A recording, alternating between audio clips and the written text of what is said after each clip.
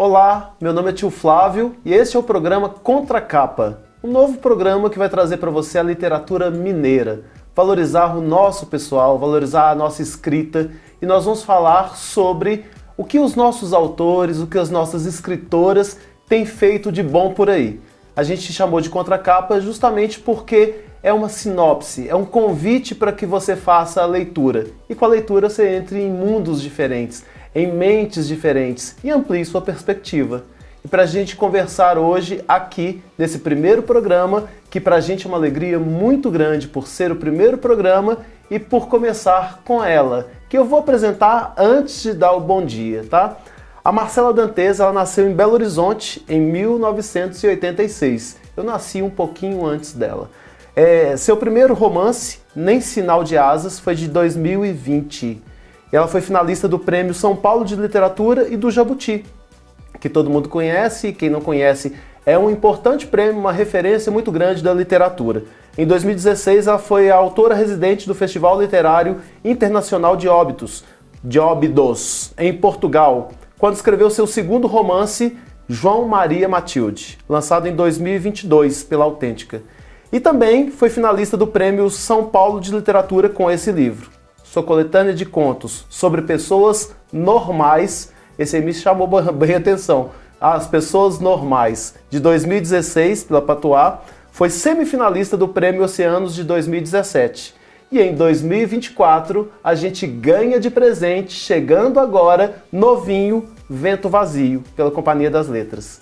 Então, Marcela, obrigado por estar aqui com a gente no primeiro programa do Contracapa.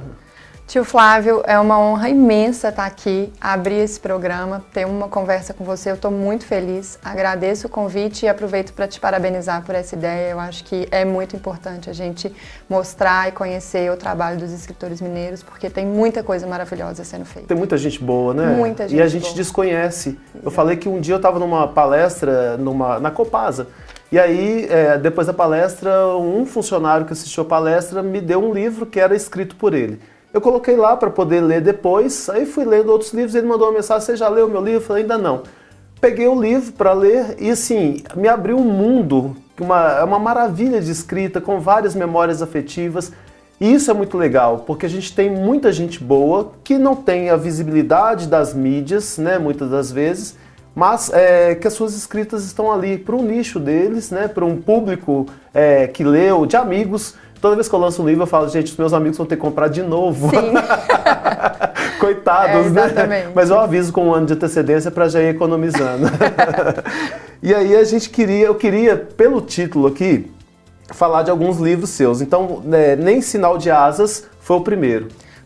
Nem Sinal de Asas foi o primeiro romance, mas ele veio depois do livro de contos, que é o sobre pessoas normais. Então nós vamos falar primeiro sobre pessoas normais, porque é o que mais me chama atenção. Curioso, né? Por que pessoas normais? Quem são essas pessoas? Então, na verdade, esse título é uma ironia, assim, porque o livro são contos, é uma coletânea de contos que traz ali pessoas em situações muito extremas ou com comportamentos improváveis ou também posturas idiosincráticas. Eu acho que assim, ali justamente para mostrar que ninguém é normal, né? De perto ninguém é normal, assim. Então, o livro se propõe exatamente a isso, assim, a apresentar personagens diferentes. Então, cada conto tem ali uma dupla ou três personagens que estão vivendo essas situações ou que estão sendo colocados à prova de alguma maneira e a forma como eles vão reagir a isso, assim. Então, é um livro que tem um pouco tem uma dose de violência, tem uma dose ali de inesperado,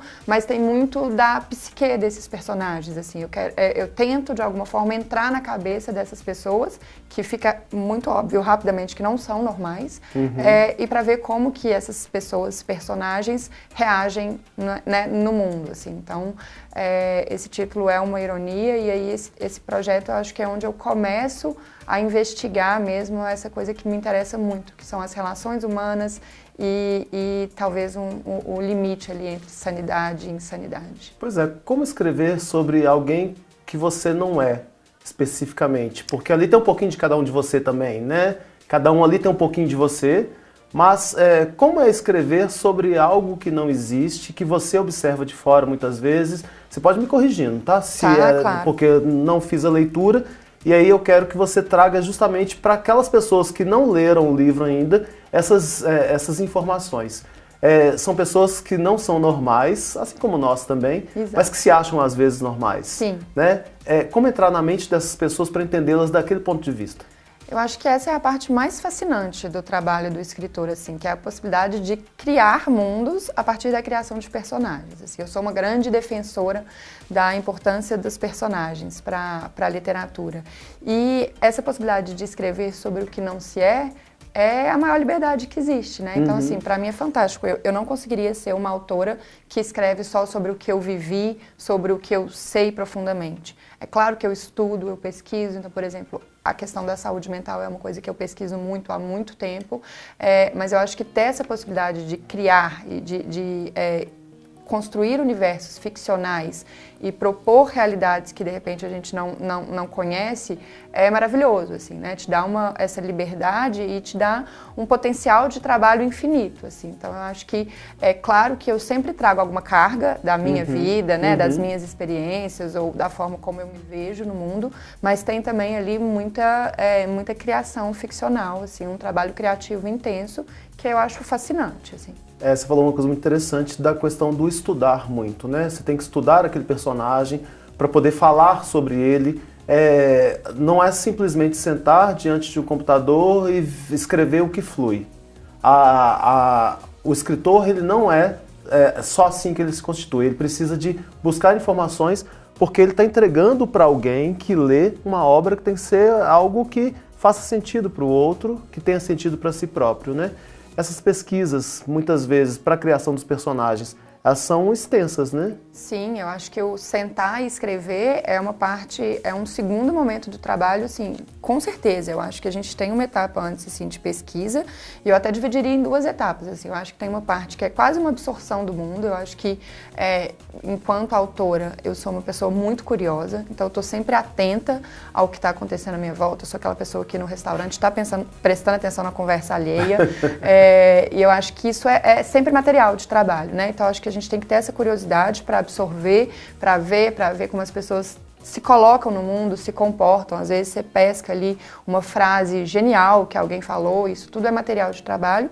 E a partir do momento que você decide o seu projeto, o que você vai trabalhar, qual que é, né, assim, o cerne da narrativa, tem muita pesquisa antes de começar a escrever. Então, sim, tem muita coisa para se ler, referências, entender, e aí vai por vários caminhos, né? Então, por exemplo, a gente vai falar um pouco daqui a pouco do Nem Sinal de Asas, que é um livro, já é um romance, e a protagonista é uma cuidadora de idosos.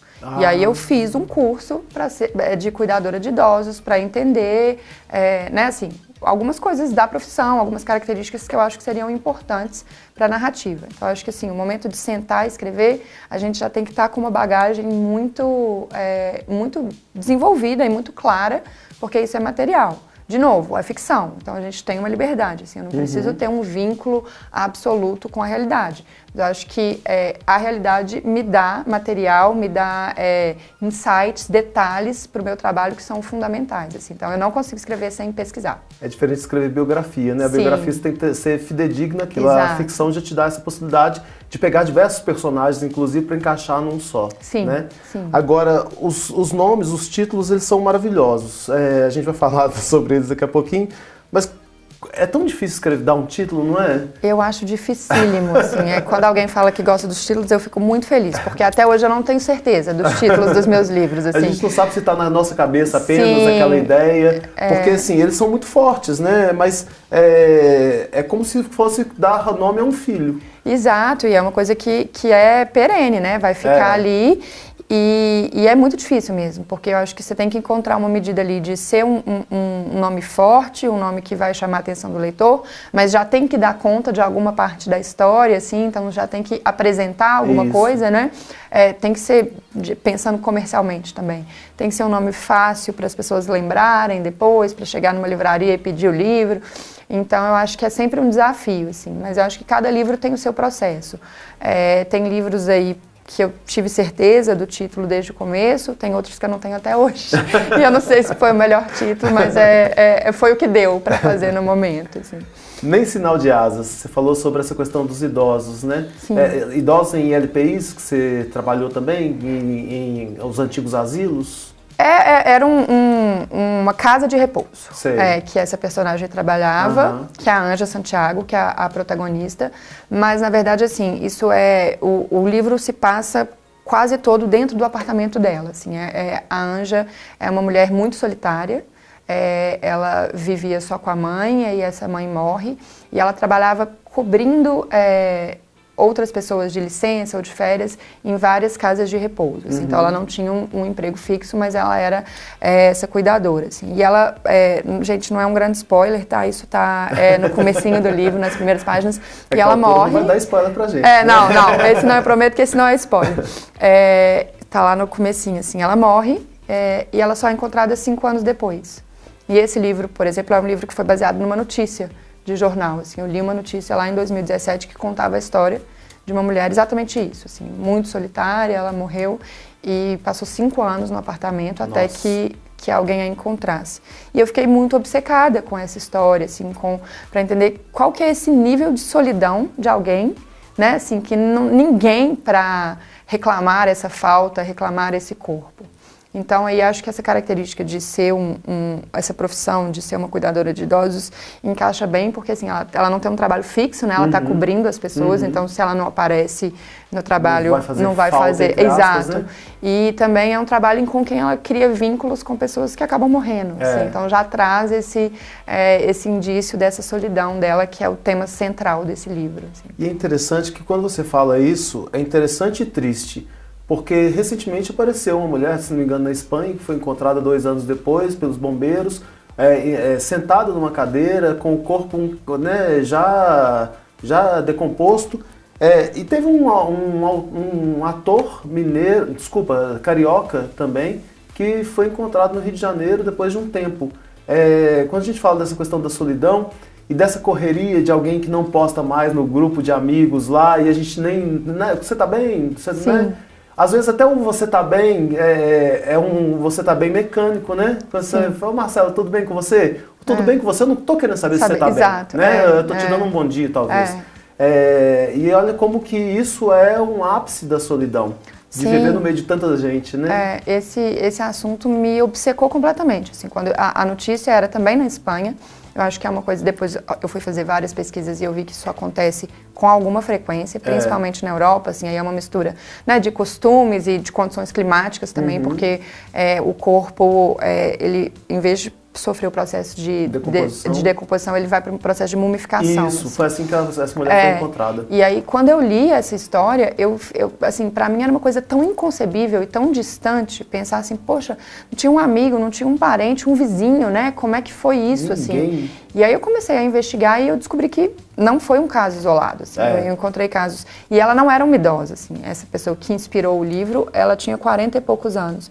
Mas eu encontrei histórias até de pessoas que morreram no dormitório da faculdade, assim. Nossa. E pra mim é isso, né? Me trouxe essa vontade de investigar como que se é possível chegar nesse ponto de solidão, assim. E o livro trata muito disso. Então, assim, ele é baseado nessa notícia, mas é uma notícia também que a gente tem o depois, né? A gente tem o depois da morte. A pessoa foi encontrada, como que ela chegou nessa situação, mas a gente não conhece quem foi. No caso da notícia, ela se chamava Maria do Rosário. A gente não sabe quem foi Maria do Rosário e eu vi aí uma possibilidade de criar a história dessa personagem. Então, a Anja Santiago nasce disso, assim, dessa vontade de entender qual que é o passado dessa pessoa, quais foram as escolhas dela, ou quais foram os traumas, tudo que a levou a esse ponto de solidão, assim. Nem Sinal de Asas. Aí a gente vai para João Maria e Matilde. Por que esse nome assim, João Maria e Matilde? Parece que tá faltando uma pontuação, mas estava em Portugal, quando você escreveu. O João Maria e Matilde é um romance também, e ele conta a história da Matilde, que é uma brasileira, e que passou a vida, tem quase 40 anos, e passou a vida ouvindo da mãe que ela não sabia quem era o pai, que tinha sido um caso de uma noite só, que ela não conhecia o pai, e ela acreditou nisso e conseguiu, de alguma forma, lidar com essa questão. E aí, com quase 40 anos, o começo do livro, ela recebe uma ligação de Portugal, dizendo que eles precisavam falar com Matilde, a filha do João Maria. E aí ela descobre, nesse momento, que ela tem um pai, esse pai está morto, Então eles ligam para avisar da morte desse pai. E aí ela precisa ressignificar a vida inteira, assim. Ela tem ali, eu gosto de dizer, ela tem um timing muito ruim, assim, porque quando essa história acontece, a mãe já está com Alzheimer, então ela não consegue nem contrapor as duas histórias, porque a mãe já não a reconhece e tudo mais. Mas então ela viaja para Portugal, para um vilarejo, para saber qual que é essa história, qual que é a história do pai, quem foi esse pai. E é isso, né? Ela precisa reconstruir todo o passado dela, porque ela passou a vida acreditando que ela não tinha um pai e descobre que sim, ela tinha um pai, que esse pai sabia dela, esse pai deixou um testamento, deixou coisas para ela, e aí a história se desenrola a partir disso, assim. Então, esse título, João, Maria e Matilde, é mesmo uma fusão entre essas duas pessoas, o João Maria e a Matilde, porque começa a se construir ali uma relação e uma história nova, já na vida adulta dessa mulher, e eles têm, ela descobre, né, assim, além dessa herança, vamos dizer, física, que está ali, que foi uma coisa que ela tem que ir para a leitura do testamento, ela descobre heranças biológicas, assim, e aí é onde eu trato da questão da saúde mental nesse livro, assim. Então, ela tem vários sintomas de fragilidade mental, que são coisas que ela tem muita dificuldade de lidar, e aí, a partir dessa história, ela vai descobrindo de onde vem toda essa questão e semelhanças com os comportamentos do pai, e aí, enfim, a história se desenrola. Mas esse é o título, especificamente, que eu sempre tive certeza, assim, e foi um título que eu briguei por ele, porque eu entendo que ele traz essa confusão, mas é gostoso, assim, porque ele te provoca a pensar. Mas eu lembro que, à época, minha agente pontuou, será que é um título comercial, não é? Eu falei, olha, nesse caso aqui é o título do livro, assim, não tem como, porque eu preciso trazer isso, que é uma mistura e é isso, assim, sai sem uma pausa, né? É João, Maria e Matilde, é o quê? São duas pessoas? São três pessoas? É uma pessoa? O que é isso, assim? Porque é justamente o sentimento dessa mulher ao descobrir essa história. Assim. Olha que interessante você estar contando isso, porque eu não conversei com você sobre isso, que eu pensei assim, gente, será que não seria João, Maria, Matilde, ou João, Maria, vírgula, ou I, né? Mas aí você fala justamente isso, é muito interessante. E acontece, assim, é engraçado que às vezes em resenhas as pessoas falam João, Maria, I, Matilde, ou escrevem, colocam com vírgula, e tá tudo bem, né? Assim, acho que a partir do momento que o livro é lançado, a gente, isso é uma coisa orgânica e a gente não tem total controle. Mas eu acho que a partir do momento que as pessoas leem, elas entendem essa estrutura desse título. E é legal essa fusão. E aí a gente vem para Vento Vazio. Sim. Vento Vazio, você gosta muito de trabalhar essa questão da saúde mental, você gosta muito de trabalhar a questão da longevidade, pelo que eu vi aqui que você está falando, e falar também sobre solidão. Isso tem dentro do Vento Vazio? Absolutamente. Assim, eu acho que o Vento Vazio talvez ele seja o livro que trabalha isso mais profundamente, assim.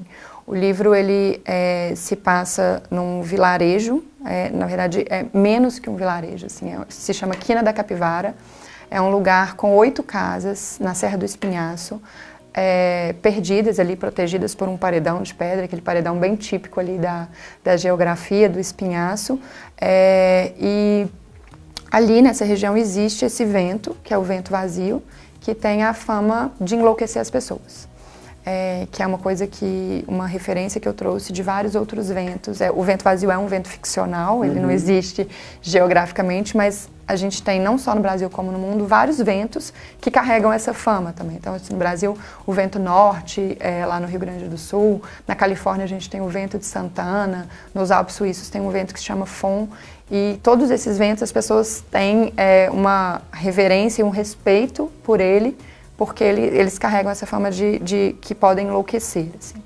Então eu trouxe um vento, eu criei esse vento vazio aqui para o Espinhaço, que é um lugar que venta muito, e esses moradores então são tomados por várias formas de loucura, assim. O Vento Vazio é um livro narrado por 4 narradores, então são 4 desses moradores da Quina da Capivara, e cada um deles desenvolve a loucura de uma forma diferente, assim. Então é um livro às vezes ele é bem fragmentado, o discurso desses narradores é fragmentado. Eu gosto de dizer que são narradores não confiáveis, né, à medida que eles estão ali enlouquecidos. Então, às vezes eles contam uma história e entram em contradição, o que um está dizendo do outro. São 4 narradores. Porque é a percepção da cabeça dele, né, em relação ao que está acontecendo. Exato. E ele está com esse adoecimento. Exato. Então, a gente tem, são 4 personagens que eu gosto muito, que é o Miguel Sem Fim, que é quem abre o livro. Ele é um velho muito velho, e as pessoas começaram a chamar ele de Miguel Sem Fim justamente porque falaram, ele não vai morrer, não tem condições, assim. E aí ele começa ali a narrativa dizendo que tem 95, 96 anos, mas ele termina já nessa mostra de insanidade, dizendo que tem mais de 100 anos e tudo mais. Tem a Cícera, que é uma outra narradora que está ali também, ela mora nessa quina da Capivara há muitos anos e é tomada por um outro tipo de loucura e tem uma relação muito importante com a Alma, que é a outra narradora, que é uma pessoa de fora, é uma estrangeira, assim. A Alma é a filha do fazendeiro rico da região, mas acaba se apaixonando por um dos moradores dessa quina e vai para lá. Fica por lá. E fica por lá. E também tem a sua forma de loucura. As pessoas a apontam como louca justamente por ela ter abdicado dessa herança, dessa fazenda, para viver nesse lugar que todo mundo chama de fim de mundo. E tem a Maura, que é a última narradora, que é uma menina de 14 anos, e que aí é assim, aquela que apresenta a loucura na forma que a gente mais conhece, assim. Então, um discurso muito desconexo, muito obsessivo. Ela mesma diz que todo mundo acha que ela é doida, que ela é a doidinha dali. Então, assim, já é uma... Inclusive, estruturalmente, na forma física do livro, é uma voz que já é completamente fragmentada. Às vezes a gente tem uma página inteira de uma palavra sendo repetida, para trazer mesmo essa obsessão da Maura. Então, esses 4 personagens vivem ali. Existe uma usina eólica, que também é baseada numa usina real, que é a usina do Morro do Camelinho, que foi construída no Espinhaço mais ou menos em 1994 e foi desativada em 2015. E eu trouxe esses fatos para o livro. Então, no momento em que o livro se passa, é uma usina desativada, mas as torres eólicas estão lá, gigantescas. Venta muito, mas as torres não se movem, então assim, é um paradoxo também. Assustadoras? Sim, elas como ficam fantasmas. Ali. Cada personagem tem uma relação com a torre. Porque, por exemplo, o Miguel, ele foi vigia dessa usina. Ele trabalhava como vigia, então ele tem uma relação muito afetiva. Já a Maura não lembra muito da usina. E aí a Cícera, por exemplo, odeia a usina porque ela acha que aquilo chegou ali para estragar uma dinâmica que funcionava muito bem. Mas as torres estão sempre ali lembrando eles dessa promessa de progresso, do que deveria ter acontecido. Então a história se passa nesse contexto. Eu acho que foi o livro que eu pude trabalhar com mais liberdade, essa questão da loucura, justamente pelos narradores, né? Serem assumidamente loucos, assim, de formas distintas. E aí eu acho que foi o meu mergulho mais profundo nesse tema, assim, e foi um processo muito interessante.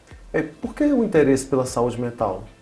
Eu não sei, assim, minha analista me perguntou isso semana passada e a gente não conseguiu resolver. Cheguei atrasado com a pergunta, mas eu estou pensando aqui, porque é um momento que a gente está passando também, que muita gente tem vivido depressões, né? Sim. Tem vivido com síndrome do pânico. Sim. Eu acho que ele deve conversar muito justamente com muita gente que tem em casa alguém que sofre com esses momentos, né? E com todos nós, porque você liga uma televisão, ouve um rádio, e o pânico te invade, né? Sim, uma ansiedade. sim. Sêneca falava que a gente sofre mais pela imaginação do que pela realidade.